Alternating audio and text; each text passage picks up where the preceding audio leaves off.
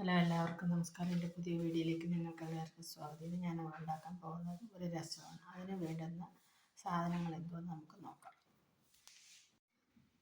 ഇതാണ് രസം ഉണ്ടാക്കാനുള്ള ആവശ്യമായ സാധനങ്ങൾ. കുറച്ച് ചുവന്നുള്ളി, ഇച്ചിരി വെളുത്തുള്ളി, ശകല ഇഞ്ചി, ഇച്ചിരി കുരുമുളക്, ഒരു നെല്ലിക്ക വലിപ്പത്തിൽ വാളംപുളി, 2 തക്കാളി, 2 പച്ചമുളക്. നമുക്കിനി ഇതെല്ലാം കൂടെ ഒന്ന് ചതച്ചെടുത്തുകൊണ്ട് വരാം. നമുക്ക് രസം ഉണ്ടാക്കാൻ തുടങ്ങാം. അതിനകത്തോട്ട് ചട്ടി ചൂടായി, അതിനകത്തോട്ട് ശകലം വെളിച്ചെണ്ണ ഒഴിച്ചു കൊടുക്കാം. ഒരു 2 സ്പൂൺ വെളിച്ചെണ്ണ ഞാൻ ഒഴിച്ചു കൊടുത്തു.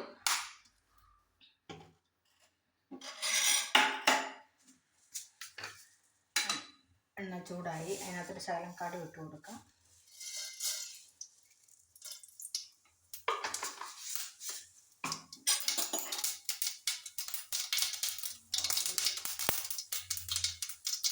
കടുക് പൊട്ടി തുടങ്ങി. അതിനകത്തോട്ട് ചതച്ച് വെച്ചേക്കുന്ന ഇഞ്ചി, വെളുത്തുള്ളി, കുരുമുളക്, 2 ചുവന്നുള്ളി, ഇതെല്ലാം കൂടെ നമുക്ക് ഇതിനകത്തോട്ട് ഇട്ട് കൊടുക്കാം.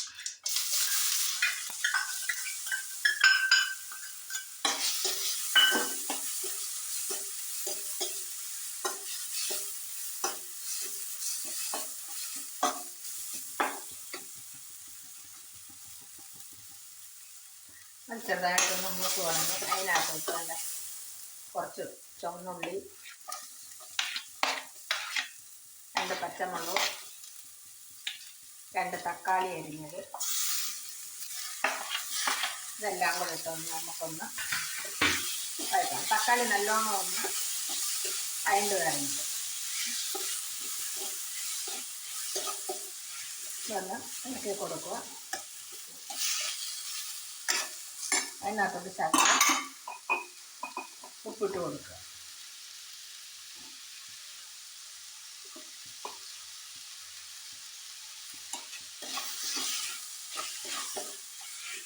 നല്ലോണം ഒന്ന് ഇളക്കി കൊടുക്കുക.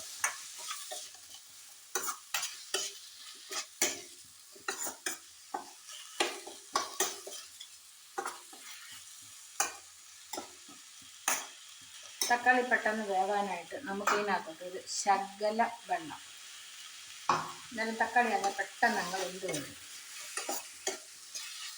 ശകലം വെള്ളം, ഒരു 2 സ്പൂൺ വെള്ളം, 2 സ്പൂൺ വെള്ളം ഒഴിച്ച് നമുക്കൊരു 2 മിനിറ്റ് വേവിച്ചെടുക്കാം. നമുക്കത് തുറന്നു നോക്കാം. തക്കാളി വെന്തോന്ന് നമുക്ക് തുറന്നു നോക്കാം.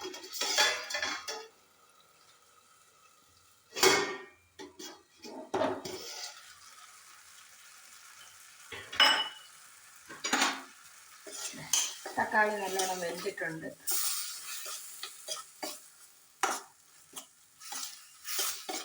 ഇതിനകത്തോട്ട് നമുക്ക് ഇനി ഇച്ചിരി മഞ്ഞളിട്ട് കൊടുക്കാം. ഒരു 1/4 ടീസ്പൂൺ മഞ്ഞൾ മതി.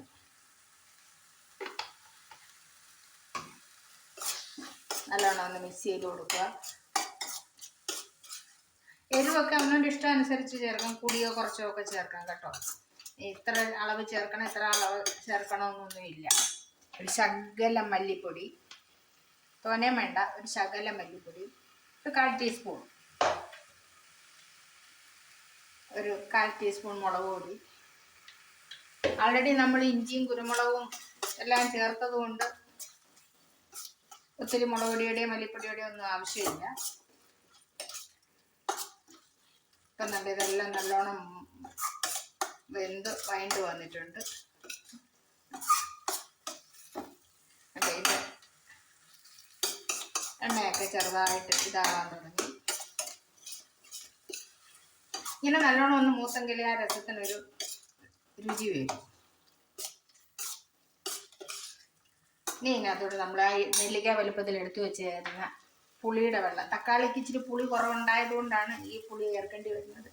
അല്ലെ തക്കാളി നല്ല പുളിയുള്ള തക്കാളിയാണെങ്കിൽ വാളംപുളിയുടെ ആവശ്യമില്ല.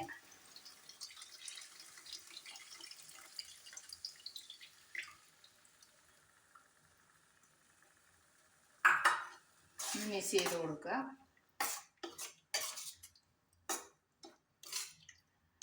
ഇനി നമുക്ക് ആവശ്യാനുസരിച്ച് കുറച്ച് വെള്ളം ചേർത്ത് കൊടുക്കാം.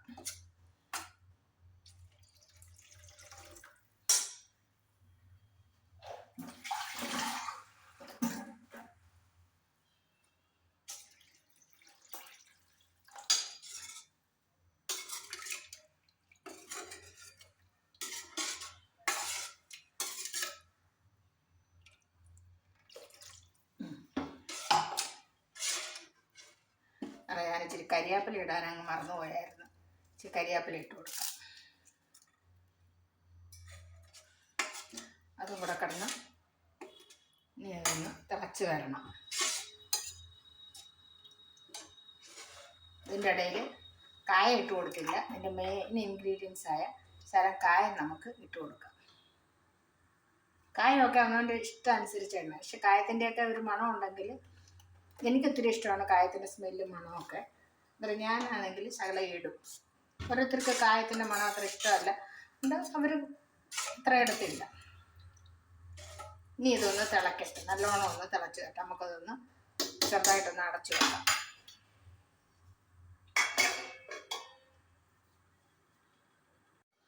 അങ്ങനെ നമുക്ക് രസം തുറന്ന് നോക്കാം. രസം നല്ലോണം തിളയ്ക്കാൻ തുടങ്ങി. ഇതൊരു 2 മിനിറ്റ് കിടന്നൊന്ന് തിളയ്ക്കണം. ഉപ്പൊക്കെ ഉണ്ടോ എന്നൊന്ന് നോക്കാം.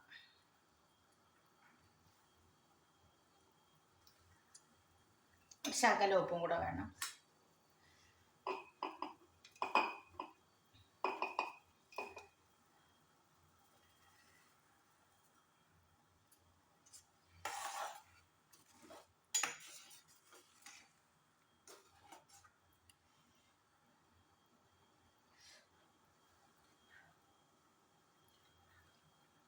ഇപ്പോൾ ഉപ്പൊക്കെ പാകത്തിനുണ്ട്. 2 മിനിറ്റ് കിടന്നൊന്ന് തിളച്ചോട്ടെ.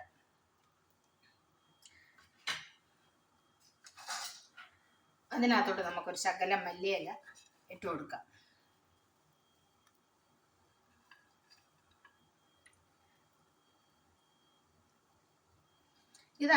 ഒരു രസം ഉണ്ടാക്കാൻ നമുക്ക് ഒത്തിരി സമയമൊന്നും വേണ്ട. തക്കാളി ഒക്കെ ഉണ്ടെങ്കിലും അല്ലെങ്കിൽ പുളി ഉണ്ടെങ്കിലും, തക്കാളി വേണമെന്നുമില്ല, പുളി ഉണ്ടെങ്കിലും പുളി എടുത്തിട്ട് നമുക്കൊരു 5 മിനിറ്റ് കൊണ്ട് രസം ഉണ്ടാക്കാവുന്നതേ ഉള്ളൂ.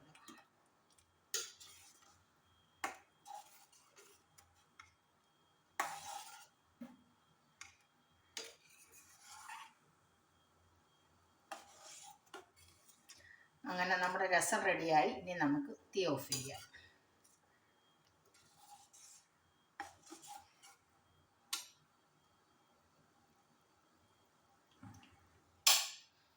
ഇനി നമുക്കിതൊരു സെർവിങ് പാത്രത്തിലോട്ട് മാറ്റാം.